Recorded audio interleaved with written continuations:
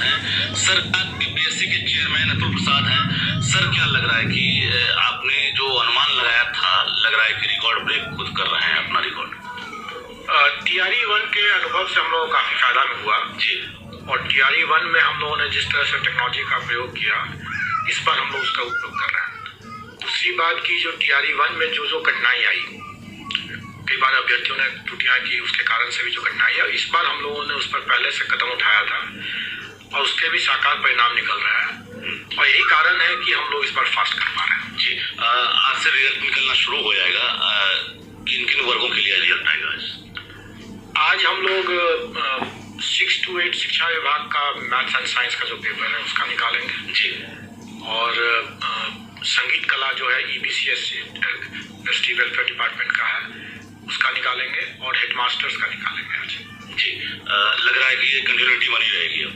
बिल्कुल। अब तो हमने एक सिलसिला तैयार कर दिया है, हमारे सारे होमवर्क हो गए हैं। आंसर की जैसे जैसे हमारे फाइनल आंसर की जैसे तैयार हो जाते हैं और पब्लिक डोमेन में हम उसको डालते जाएंगे, वैसे वैसे हम लोग परीक्षा फल भी घोषित करते जाएंगे। जिस तरह से अभी NIOS को लेकर सुप्रीम कोर्ट ने भी एक आदेश जारी किया था, अभी बीपीएससी में भी बहुत सारे अभ्यर्थियों ने एग्जाम दिया है जो 18 महीने वाले जो DLED हैं, तो क्या उनके रिजल्ट को जारी कर? देखिए, इसके बारे में हम लोगों ने जो विस्तृत अनुदेश एक कल ही निकाला है, हमारे वेबसाइट पर भी है, उसमें स्पष्ट है कि हम लोग माननीय सर्वोच्च न्यायालय के जो आदेश है, उस आदेश के लाइट में जो शिक्षा विभाग का जो निर्णय है वो हमें संसूचित है और हम उसी के हिसाब से करेंगे और वो हम लोगों ने अपने वेबसाइट पर डाल दिया है। लगभग कितनी संख्या होगी वैसे DLED जो है NIOS वाले? देखिए, वो आंकड़े अभी हम लोगों ने नहीं तैयार किया है, अभी रिजल्ट उनका रोका जा रहा है। हम लोगों ने वो आंकड़े अभी तैयार नहीं किया है।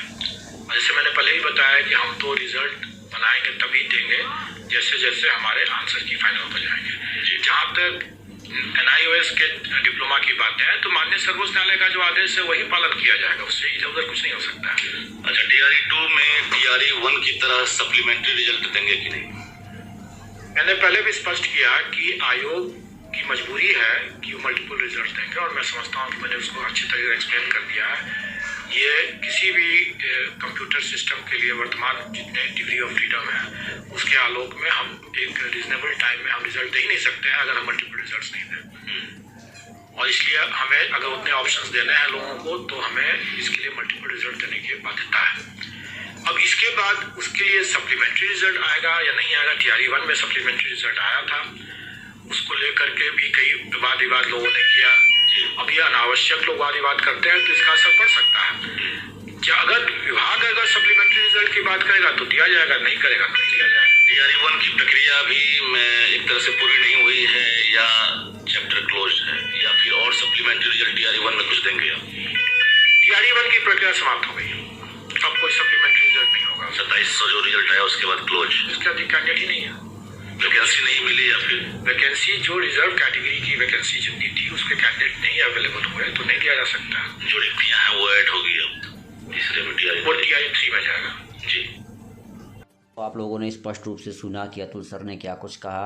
अतुल सर ने पूरी की पूरी बात यहाँ पे रखी और स्पष्ट रूप से कह दिया कि भाई सभी शिक्षक अभ्यर्थियों के लिए कह दिया है कि भाई अब जो है TRE 2 का जो रिज़ल्ट है वो हम जारी करने जा रहे हैं और TRE 2 का जो रिज़ल्ट है वो हम प्रकाशित कर रहे हैं।